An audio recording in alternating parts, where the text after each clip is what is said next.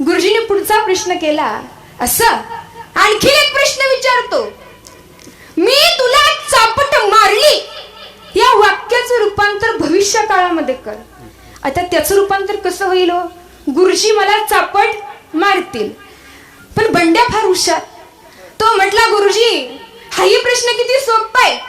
तुम्ही मला चापट मारली याचं भविष्य काळामध्ये असं रूपांतर की दुपारच्या सुट्टीत तुमची गाडी 100% पंक्चर होणार.